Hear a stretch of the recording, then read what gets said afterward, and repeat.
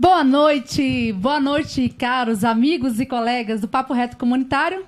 Começamos aqui agora na TV Estação 26, mais uma edição, do nosso Papo Reto Comunitário. Fique ligado nas nossas redes, não esqueça de acessar nossas redes. Lembre-se que você precisa curtir a nossa página, você precisa, além de curtir a nossa página, você deve compartilhar, porque só assim você vai estar ajudando, com certeza, a nossa TV Estação 26. E não fique fora nunca, da nossa rede, porque sempre nós estamos com novidades.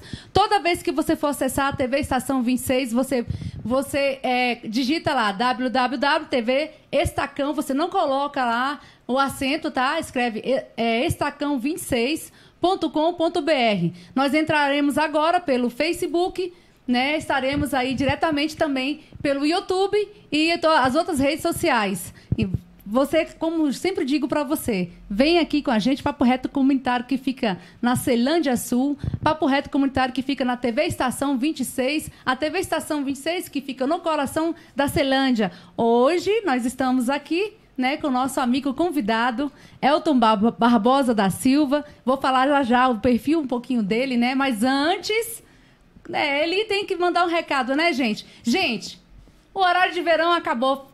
Graças a Deus. Dizem que o horário de verão mexe muito com o nosso sistema imunológico, com as suas atividades. O que você acha, meu querido convidado, Elton Barbosa? O horário de verão é um excelente horário, mas para aqueles que têm oportunidade de acordar tarde, O que não é o caso da população mais carente, que acorda muito cedo para trabalhar.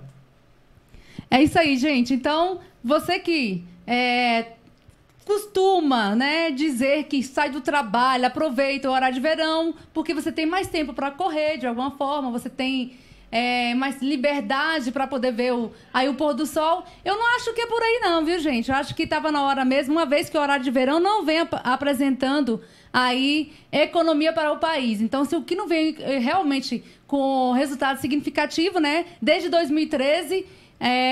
o horário de verão, a economia não tem apresentado, referente à questão da energia, grandes coisas, mas é isso aí. Então, mudemos, para outra situação. Eu vou mandar uma bronca aí. Eu vou mandar uma bronca hoje para o nosso amigo Daniel Donizete, do PSDB. Aquela ação que você fez na plenária, onde você acabou deferindo aí palavras, deputado, para a administradora do Gama, a Juliana Navarro. Eu acho que não foi legal. Você que é um servidor público, isso mostra um pouquinho do desequilíbrio dos servidores públicos. A gente que vai falar, vamos tratar aqui sobre a saúde do servidor público, pelo Estado, onde a gente está com o nosso especialista aqui, Elton Barbosa, um grande amigo da Ceilândia, muitos o conhecem. Eu, por exemplo, conheço o Elton Barbosa desde 2005. E, com certeza, você que está aí, você não pode ficar de fora, que a gente tem aí um assunto realmente que eu acho bem polêmico, Você que é servidor público, você que está desassistido pelo Estado de alguma forma, você que tem aí sofrido e que não vê a caminhar, o caminhar, como diz, o caminhar das águas para frente. E a gente tem aí situações de servidores que estão realmente aí capengando, até mesmo porque muitos estão estressados. Nós temos servidores que passaram em concurso público e muitas vezes, ao começar a sua vida na vida pública, não se identificam até mesmo com cargo e tem problemas psicológicos. Então, assim, eu trabalhei com 10 servidores públicos na minha sala e todos apresentavam sintomas de depressão e falavam que muitas vezes tinham uma perspectiva, esperava-se uma perspectiva governamental, de melhorias, de zelo, de desenvolvimento daquele servidor, e muitas vezes ele ficava estagnado ali por mais de 20 anos. E ficar estagnado por mais de 20 anos não é legal mesmo. Então, assim, é preciso sim iniciativas, a gente trazer assuntos polêmicos como esse, para a gente estar tratando com você, que é comunidade, população, que é a população da nossa Ceilândia, da nossa cidade satélite e todo o Distrito Federal, como do nosso Brasil, do nosso país. Boa noite, Elton. Seja bem-vindo. Boa noite, telespectadores, ouvintes da Rádio Estação. É um enorme prazer estar aqui para debater um assunto tão polêmico e, na verdade, tão omitido pelo próprio Estado, que é a saúde do servidor público. Eu vou mandar uma boa noite aí já para Vanira Barbosa. Obrigado, Vanira e Duína. Você que está sempre aqui com a gente, obrigada por estar nos acompanhando sempre. Quem é o Elton Barbosa da Silva? O Elton é originário de Brasília, nascido na cidade do Núcleo Bandeirante. Veio para a cidade de Ceilândia, para constituir a cidade de Ceilândia, ainda quando criança. E aqui me estabeleci, cresci, me formei, constituí família e me tornei servidor público. Para quem conhece o Elton na Ceilândia, ele realmente balançou aí alguns governos, né? Não. Isso é bondade sua, Cleudo. Na verdade, a gente deu início a um movimento reivindicatório por moradia. Mas esse movimento, na verdade, se insere dentre aqueles movimentos necessários, reivindicatórios de direitos sociais, direitos e garantias fundamentais previstos na Constituição Federal e tão atropelados pelo Estado, ou, melhor dizendo, por governos, porque não existe uma verdadeira política de Estado destinada a cuidar da falência do sistema habitacional. Tomara agora que, com esse novo governo, o Ibanez Rocha, absolutamente técnico, seja dada prioridade e a atenção que esse setor merece. E se falando em prioridade, né? Prioridade, como o assunto aqui será tratado sobre a questão do servidor público, que também é uma prioridade, né? No governo também. A gente tem aí um fato que aconteceu aí, que foi levantado aí pelos jornais locais. Polêmico, né? Que é um fato polêmico, que é um órgão também polêmico. Nós temos aí a questão da AGFIS, né? Da Agência de Fiscalização. A gente tem acompanhado aí que nos jornais locais abordaram o adoecimento de alguns servidores da AGFIS. Públicos, né? Dessa Agência de Fiscalização, que é a AGFIS, no Distrito Federal. Devido eles apresentarem alguns transtornos, né? Desde pânico, ansiedade, estresse. E a gente ficou bem preocupado, a gente fica preocupado quando um órgão que lidar com tantas pessoas, principalmente em Brasília, onde a gente vê aí muitos agentes da AGFIS lidando com pessoas, derrubando casas. A gente fala derrubar casa porque foi assim que foi, eu não vou dizer que nem cultura, mas foi assim que foi visto, foi passado a visão desse órgão de opressão. Certo? Calma. Então, eu te pergunto, Elton, o que tem abalado a saúde dos servidores desse órgão público do Distrito Federal? Agora pode. O problema é mais profundo do que parece. Na verdade, não se trata única e exclusivamente de adoecimento sem razão ou sem um pano de fundo. Qual é o pano de fundo do adoecimento do servidor, especificamente falando de Agência de Fiscalização do Distrito Federal? Não só o fato de lidar com derrubadas, demolir casas ocupadas, com crianças, com idosos. Então, isso já afeta a saúde mental de qualquer um. E o servidor público não é imune a isso. Se tratam de pessoas agindo em nome do Estado e nem sempre, vamos dizer, na maioria das vezes, agindo de forma correta, porque o gestor impõe as suas vontades. Então, nem sempre é a vontade do Estado prevalecendo, é a vontade de pessoas que estão à frente dos órgãos prevalecendo. E aí essa situação de constrangimento, de sofrimento, de angústia, de solidariedade com aquele que está sendo vítima da ação do Estado, já é causa de adoecimento, porque o agente público, o auditor fiscal da AGFIS, ele, na maioria das vezes, ou quase sempre, se coloca no lugar daquele cidadão que está sendo vítima da ação fiscalizatória ou demolitória. Então, ele sente na pele o que está acontecendo, mesmo não estando do outro lado, porque, às vezes, do outro lado está, inclusive, um parente dele, está um amigo dele. Estão pessoas que, como ele, tentam sobreviver da melhor forma possível. E, diante de uma falta de política habitacional de Estado, que, como eu disse anteriormente, a gente espera que melhore com o governo Ibanez, e certamente vai melhorar, porque nós temos o ex-deputado Wellington Luiz à frente da CODAB atualmente, que também já sofreu e sofre como cidadão ele é originário da Polícia Civil do Distrito Federal, então ele também sofre esse impacto com essas demolições, vê no dia a dia como agente público, como pertencente aos quadros da Polícia Civil, essa atuação, às vezes, ilegítima e imoral, para não dizer coisa pior, ele também sofre. Então, esse sofrimento do agora presidente da CODAB, talvez, inclusive, melhore a atuação desse órgão habitacional. E ontem, para voltar para a AGFIS, ontem foi extinta a agência de fiscalização. Foi extinta devido a essa nova visão do governador Ibanez. Segundo ele, desde a época ainda em campanha, prometeu e agora cumpriu extinguir aquele órgão e reestruturá-lo de outra forma, agora se apresentando como secretaria, e conferir-lhe uma nova roupagem, uma roupagem mais humanitária, mais humanística, voltada para o atendimento das famílias e do interesse do cidadão, e não do interesse do agente público. O agente público está lá porque existem pessoas e pessoas que o remuneram e que os colocam lá para representá-los, e não o contrário, para oprimi-los, subjugá-los e torturá-los, como vinha acontecendo. Então, você acha que... você acha não, essa iniciativa do Georgiano, juntamente ao governo, de extinguir a AGFIS e agora criar a secretaria, isso é uma boa? Será melhor?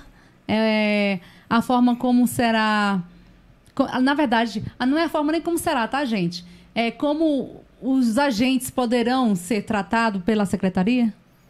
Primeiro, você colocou bem agora. Primeiro é como serão tratados os agentes públicos pertencentes à extinta AGFIS nessa nova secretaria. Então, primeiro a gente tem que tratar daqueles que vão atuar em nome do Estado. Tratar não somente de dotá-los de estrutura física, sim, como dotá-los de acompanhamento psicológico, psiquiátrico, de segurança, porque hoje em dia também falta segurança para o próprio agente público, então ele, numa ação fiscalizatória, ele sofre ameaças e está destituído de equipamentos de sim, proteção individual, por exemplo.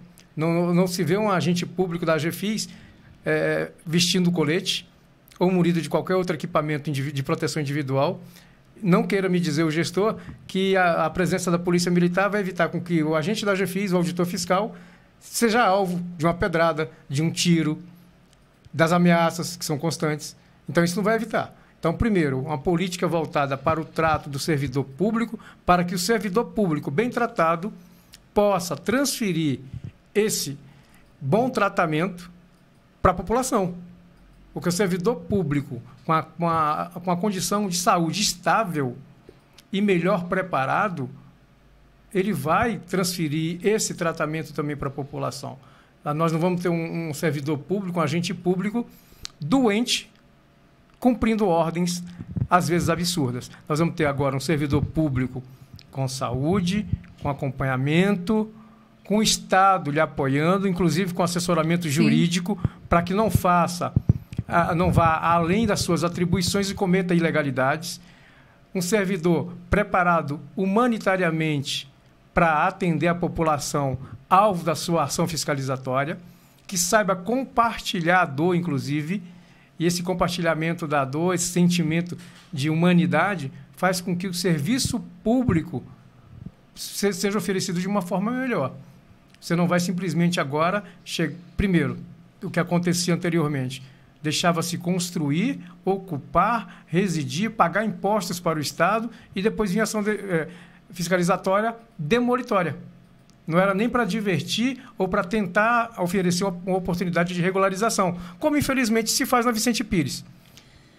Bom, mas aí nós temos aí agora essa criação da secretaria, essa possibilidade da criação, né? Que não vou dizer que já está totalmente assinado, que ainda vai passar ainda pela Câmara, mas já foi assinado já na Câmara. Não, já foi aprovado em 2 turnos, inclusive a redação final foi aprovada. O que falta agora? Só a sanção do governador. Olha aí, gente, falta só a assinatura do homem, hein? Governador Ibanez. Então, eu pergunto, você acha, então, que com essa criação da secretaria, casos de regularização, situações de regularização, ao caso meu, tá, gente?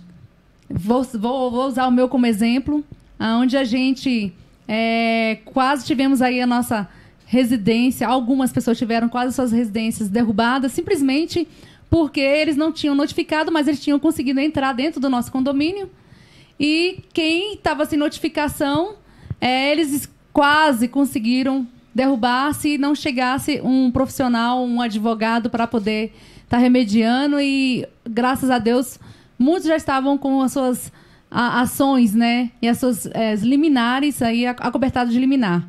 Mas a gente viu aí abusos em todo o Distrito Federal, que não é bem um abuso, mas sim a gestão em si do órgão da GEFIS, não é isso, Elton? Sim, eu queria só fazer uma remissão ao que eu falei anteriormente.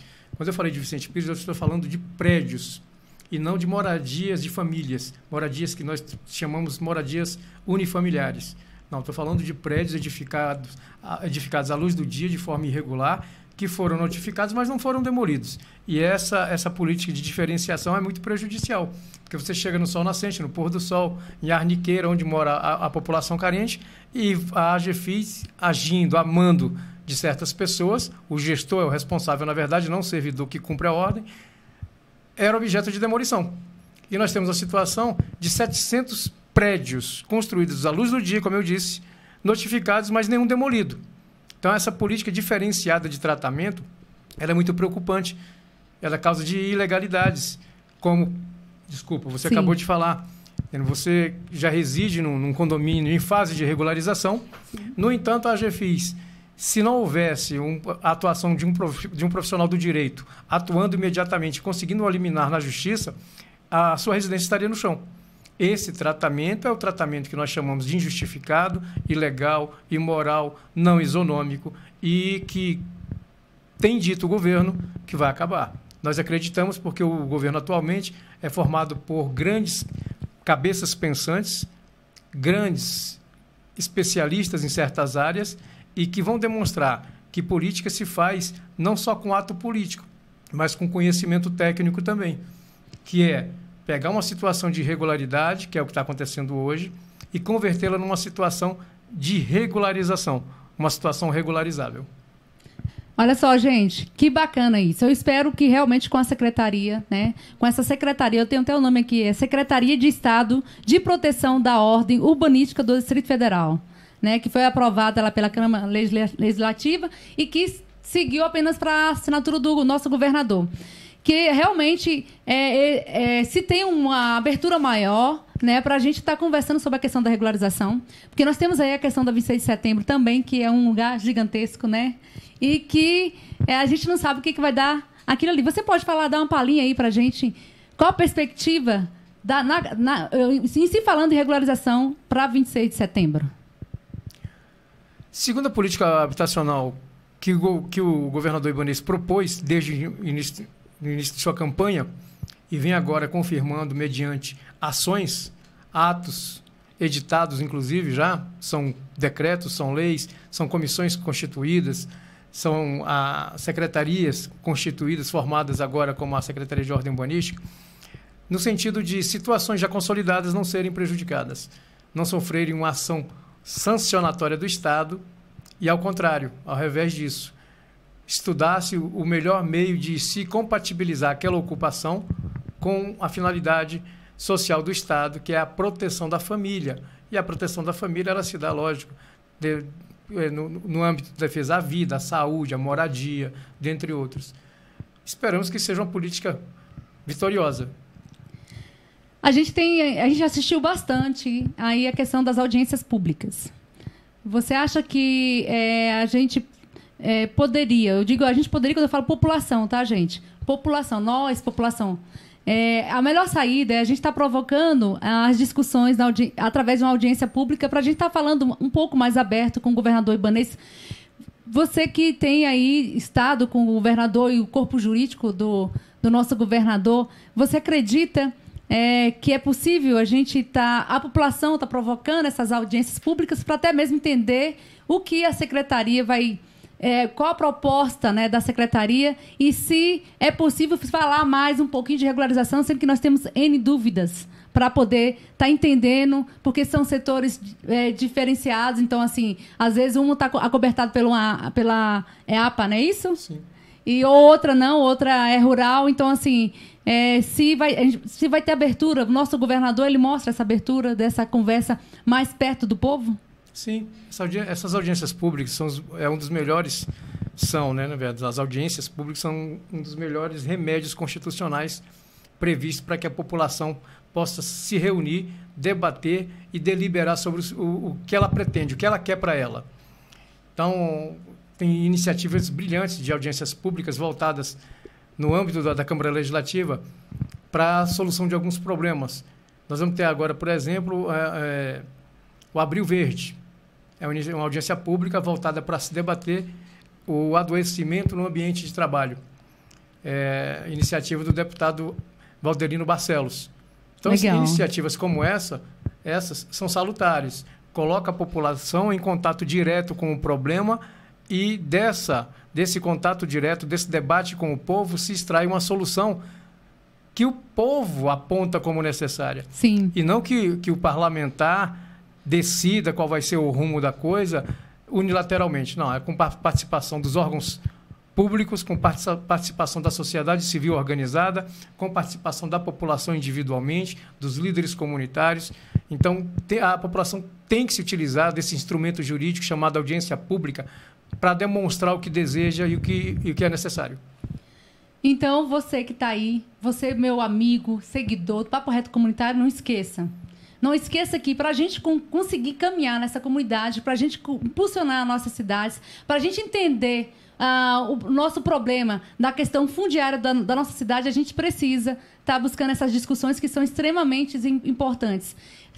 O povo se aproximando do governo e o governo sendo recíproco, se aproximando do povo, com certeza a gente vai conseguir entender melhor a coisa e vamos conseguir, com certeza, aí buscar portas para a questão da regularização, né? Eu tenho um anseio para regularização. Vocês, com certeza, muitos estão morando aí em áreas que não são regularizadas, mas a gente só vai conseguir através de canais como esse, buscando esse entendimento, através de profissionais como esse, nos prestando esse entendimento. Elton, a nível de país e a nível do Distrito Federal, você acredita que o governo ele tem se empenhado nas políticas voltadas para os servidores públicos ou ainda falta muito? Para a saúde, né, do servidor público? Eu queria só fazer um adendo antes de entrar especificamente nesse questionamento das políticas públicas voltadas para o servidor público.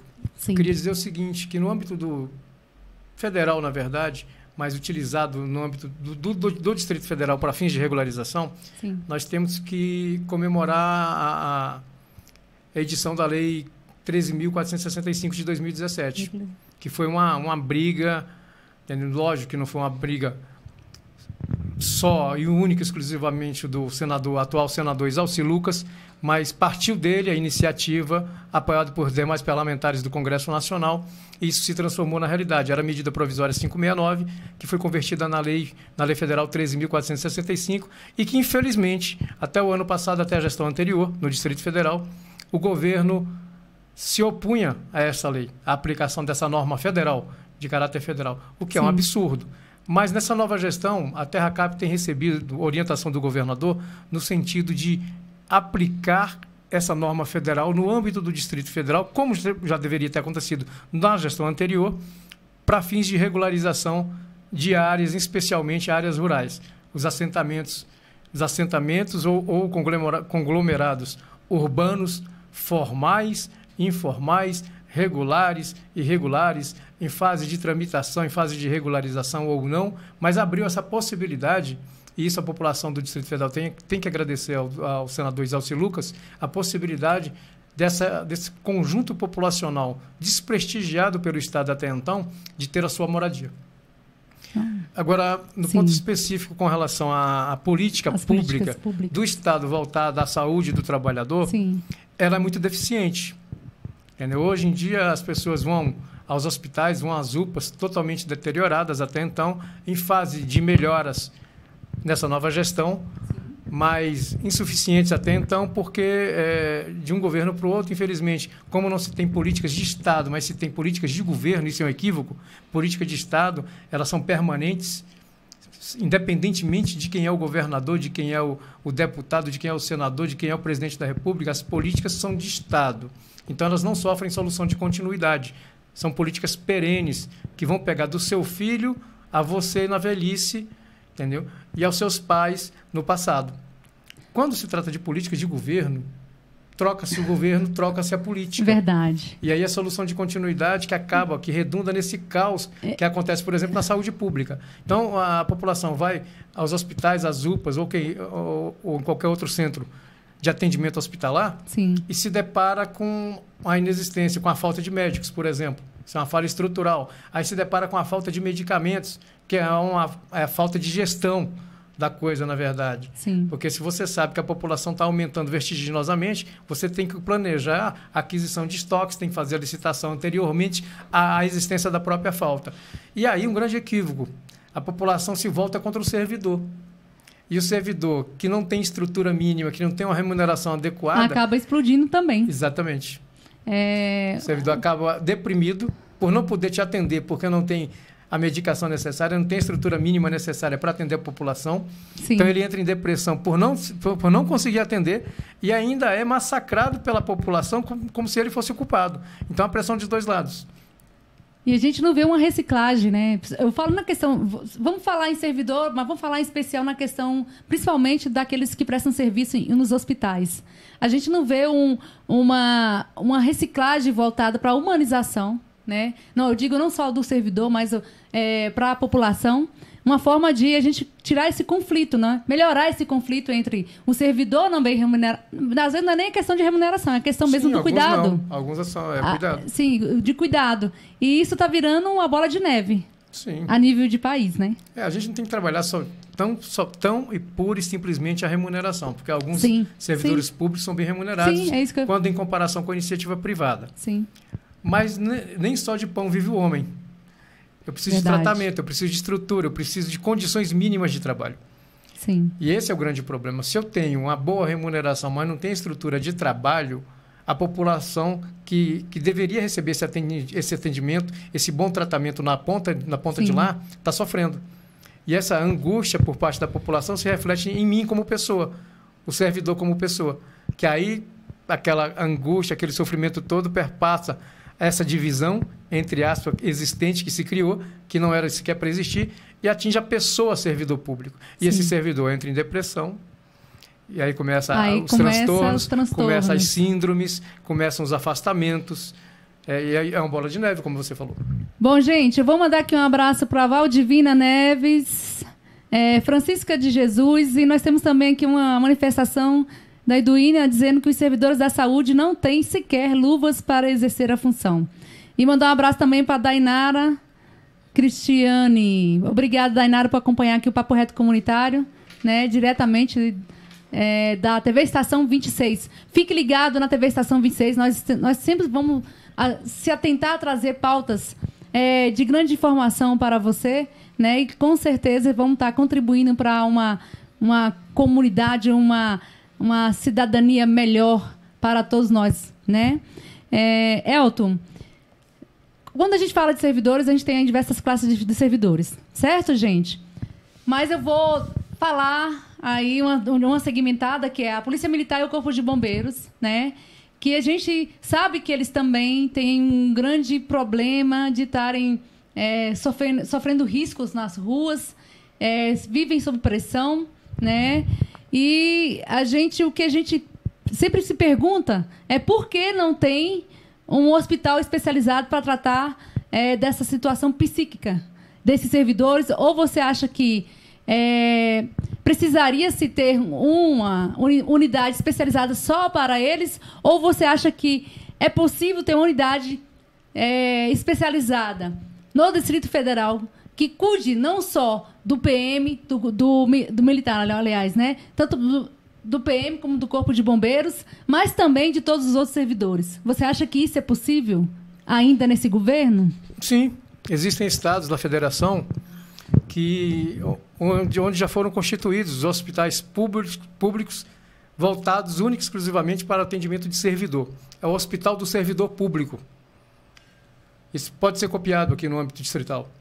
Olha só, gente. Hospital do Servidor Público. Hospital do Servidor Público. E aí você abarcaria não só o policial militar, não só o bombeiro militar, não só o servidor da saúde, que também precisa de ajuda médica.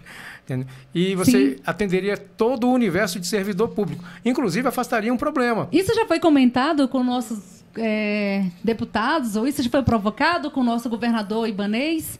Se não provocaram, nós vamos provocar, porque já passou da hora, né? De termos no Distrito Federal, capital da República, um hospital do servidor público, voltado ao atendimento do servidor público, que também precisa de atendimento. E um atendimento, felizmente ou infelizmente, diferenciado, porque, como você colocou, Sim. nós temos o Corpo de Bombeiro e a Polícia Militar e o próprio pessoal da saúde e o da educação, Sim, trabalhando da sob educação. pressão. Trabalhando sob pressão. E falar em educação, eu também vou comentar com vocês, né, gente? Eli tem que comentar, Eli Couto tem que comentar. Por quê? Eu, por exemplo, tenho amigas que são professoras. Só no meu prédio eu tenho em torno de 5 amigas no meu hall de amizade e nós estamos com 3 com depressão, afastadas e que realmente pediram demissão porque não conseguem sair do pânico. Então, para vocês verem o tanto que isso é sério, para vocês verem o tanto que precisa se provocar e, com certeza, eu acho que o Elton está impulsionando esse assunto para um lado realmente muito acertativo, que é preciso mesmo dessa unidade aqui no Distrito Federal urgente, se é possível, né? É bom que se diga, porque eu estou aqui, na verdade, como representante de servidores públicos. Eu sou atualmente presidente do Sindicato dos Servidores Integrantes das Carreiras Típicas de Estado do Distrito Federal. Então, na verdade, eu estou aqui para demonstrar para a população do Distrito Federal o quão sofrido se encontra o nosso servidor público também, como servidor público e como cidadão. Então, se a população está esperando alguma coisa por parte do servidor público, e tem que esperar, porque nós somos remunerados pela população para servi-la bem, para servir ao público, por isso o nome servidor público, ela vai ter que se amoldar a isso tudo. Porque ontem, por exemplo, para dar um exemplo mais recente, apagão generalizado. O que mais se ouvia nas ruas do Distrito Federal eram as sirenes do Corpo de Bombeiro ou da Polícia Militar, do Corpo de Bombeiro socorrendo, da Polícia Militar socorrendo de outra forma, contra os bandidos. Sim. E esse pessoal da Polícia Militar e do Corpo de Bombeiro trabalhando sob estresse intenso. Ainda mais num apagão daquele. O Corpo de Bombeiro no apagão... Que o apagão, ele, por si só, dá muito medo, né? Medo não, daquela tensão. Gente do céu. O negócio lá fora tá feio. Aquele barulho ensurdecedor da sirene abrindo o caminho nas vias do Distrito Federal por causa do trânsito, semáforo tudo apagado. Na outra ponta, a Polícia Militar com sirenes ligadas à procura dos meliantes na escuridão. Sim. Agora imagina a sensação, qual é a sensação de segurança do pessoal da segurança? Zero. Não porque eles trabalham em virtude disso e em prol disso, mas porque eles não recebem o apoio necessário, como você muito bem colocou, Sim. do Estado. Na outra ponta tem que ter um Estado protetor do servidor público. E não só um Estado punitivo, quando o servidor erra. Um Estado que escute, né? O servidor público, né? E que exclui. É um Estado excludente e punitivo. Para punir, o Estado está sempre ali. Sim. Mas e para resolver o problema e para proteger o servidor, para colocar uma equipe de psicólogos, uma equipe de psiquiatras, para colocar um plano de saúde para a família do servidor? Porque também não adianta eu fazer um hospital do servidor público voltado único e exclusivamente para a pessoa do servidor público. Tem que atender a família do servidor. Sim. Então é um hospital do servidor público que atenda a família dele também. Porque lá na retaguarda, quando ele volta para casa, está a esposa desesperada, sem saber se o marido volta para casa. Ele saiu vivo, volta inteiro, volta tranquilo, ou ele volta, ou não volta, né? Às vezes não volta. Volta no caixão, ou você vai encontrá-lo no IML, ou ele volta despedaçado, sem um membro, porque perdeu um braço, perdeu uma perna, foi atingido por um tiro, ou ele volta totalmente estressado para dentro de casa e aí pode acontecer qualquer coisa. Por isso que é importante que essa unidade, uma unidade de saúde voltada para essas questões, tanto do tratamento do servidor, para a área, eu digo a área mental em si, porque é preciso, tá, gente? Realmente, eu acho que tem que ter um cuidado maior, justamente por causa dessa pressão. É importante, né, Elton? Esperamos que você provoque, esperamos provocar o nosso governo para que ele se atente a isso, né? Dessa importância. A Polícia Militar, como você perguntou agora há pouco, a Polícia Militar até tem um hospital. Sim. Entendeu? Foi construído um hospital. mas que não atende eficientemente a demanda. Não tem que profissional suficiente. Que deixa muito a desejar, é que não tem estrutura, caiu na mesmice do serviço público como um todo. Sim, o problema é esse, tá, gente? A gente procura, mas não tem profissional. Eu cito como exemplo, olha só, o servidor da Polícia Civil, por exemplo. O servidor da Polícia Civil, ele sequer tem um plano de saúde público. Ele paga um plano de saúde particular. Aquele que quer. Sim. Se você for para a área da educação, é a mesma coisa. Mas governos e governos disseram que iriam implementar um plano de saúde voltado para o servidor público. Não, tem duas sugestões. Primeiro, tem que ser um plano de saúde decente, que cubra todas as especialidades e as necessidades. Tem que ser um plano de saúde que não descapitalize o servidor público, porque não adianta oferecer um plano de saúde sem a mínima estrutura adequada para esse atendimento e que retire do servidor mais do que ele ganha. Porque senão piorou a situação do servidor. Ele não vai conseguir pagar, ele não vai se filiar ao plano. Então, nós temos duas saídas. É o Estado assumir parte, primeiro, viabilizar a constituição do plano de saúde. Essa contratação vai ser via contrato, lógico, licitado. É um contrato licitado em que os melhores, esperamos que os melhores vençam e que o Estado, primeiramente, que o Estado primeiro faça. Porque gestões anteriores prometeram e não fizeram. Disseram que iriam implementar o plano de saúde para o servidor público e não fizeram. Para a gestão Ibanez, duas sugestões. Ou se implementa o plano de saúde para o servidor público e família, e aí trabalhando nessas linhas, tem um plano de saúde decente, estruturado, que atenda a todas as especialidades e as especificidades, e um plano de saúde que não subtraia tão somente a remuneração do servidor e o deixe na mesmice, sem atendimento adequado e sem remuneração para comprar, inclusive, o medicamento e continuar tratando da família. Ou, alternativamente, que se construa. O Jofão Frejá fez isso aqui, entendeu? O que se construiu em Brasília e o pessoal esquece? A Faculdade de Medicina do Distrito Federal. Pronto, disse tudo. Faculdade de Medicina não existe do Distrito Federal? Hospital do Servidor Público do Distrito Federal. Então, duas alternativas, governador. E aí contamos, lógico, com sua tecnicidade, com seu conhecimento, com sua boa vontade, com conhecimento e expertise da sua equipe de governo. Ou se contrata e se viabiliza um plano de saúde decente e adequado, ou se cria. Vai ser um marco histórico para o senhor. Entendeu? Vamos criar o Hospital do Servidor Público do Distrito Federal. Então é isso aí, gente. Vamos criar, sim, esse hospital. Vamos provocar, sim, o nosso governador. Nós estamos chegando ao final. Mas antes, nós vamos mandar um abraço aí para o Jabá, Luzimar Arruda. Boa noite, meu amigo. Obrigado por ter participado aqui conosco. O Jabá, ele diz o seguinte: o policial militar passa por situações delicadas em relação a tudo isso. Considerações? Primeiro, um Sugestões? abraço. O Jabá, a grande Já deu, né? O Jabá, a grande liderança, é um amigo pessoal. Assim como outros tantos são nossos amigos.